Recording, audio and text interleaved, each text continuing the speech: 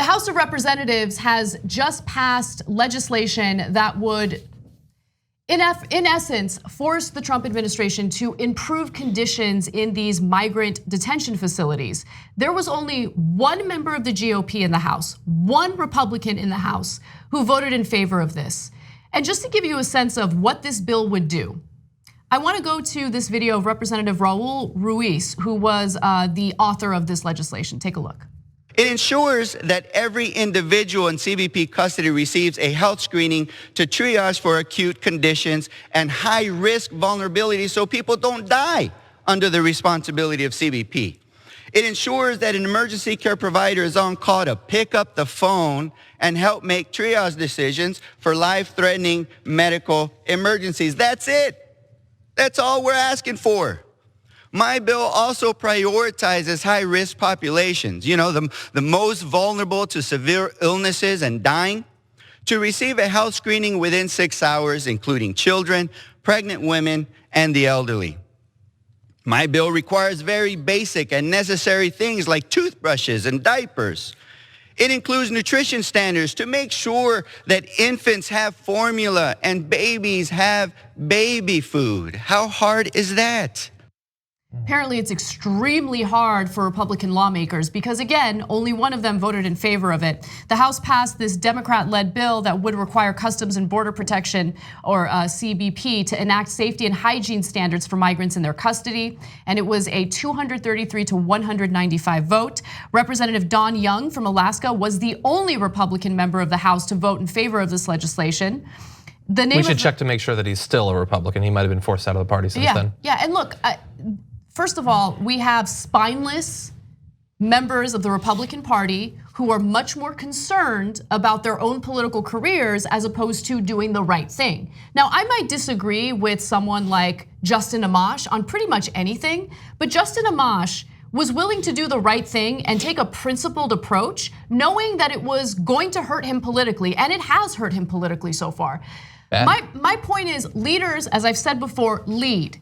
Regardless of how difficult it is to put yourself in that position and do the right thing at that moment. And Justin Amash, luckily, has done the right thing. Now, it's in a different context when it comes to impeachment. In this case, you have a Republican, one Republican in the House who did the right thing. I don't know what kind of consequences he's gonna face, but we talk about consequences because this is what the Republican voters want. This is what they want. They like the inhumane treatment.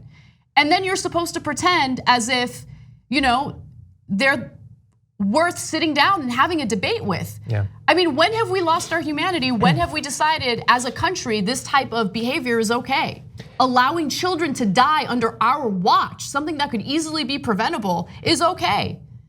So you've correctly identified the approach of the many Republicans there, but then take a look at that vote and think about what happened. We were talking about the funding bill, and the sometimes vocalized but often just the assumption that AOC and the others who voted against it are stupid. They're stupid because they don't trust the Republicans to just do what's right without any regulations. Okay, well, when we tried to get regulations, they all said no. So do you think that they're going to do the right thing without those regulations? If they're so opposed to it? The fact that Democratic leadership viciously went after freshman Democrats because of their moral objections to handing the Trump administration $4.6 billion in that appropriations bill makes me sick.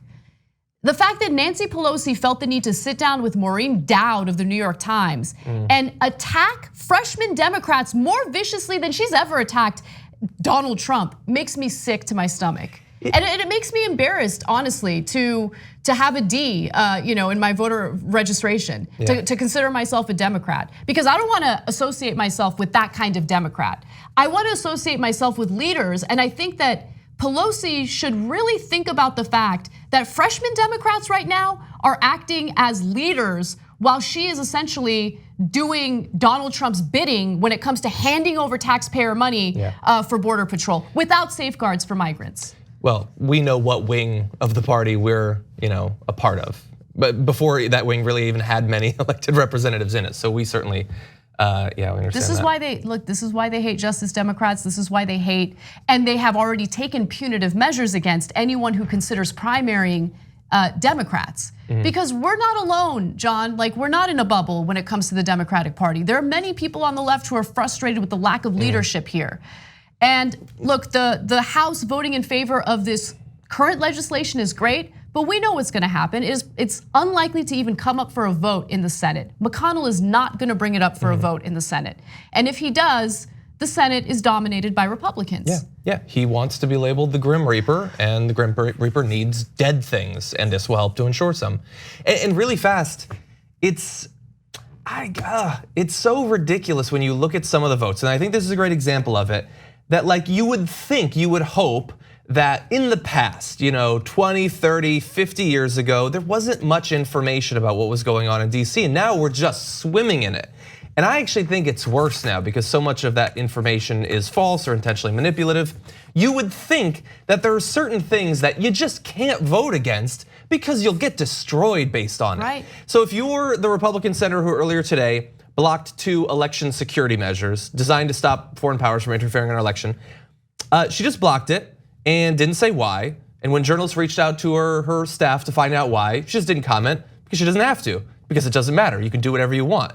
You can vote to ensure that migrant children die, that they swim in their own vomit and then they die on the floor of a prison cell, and it doesn't matter. It doesn't matter. Make whatever ad you want. Nothing gets through anymore. Enough of the country is horrible that you can be horrible and it will improve your chances of getting elected in certain parts of the country. Trump has succeeded in dehumanizing innocent people who do not deserve to be treated this way.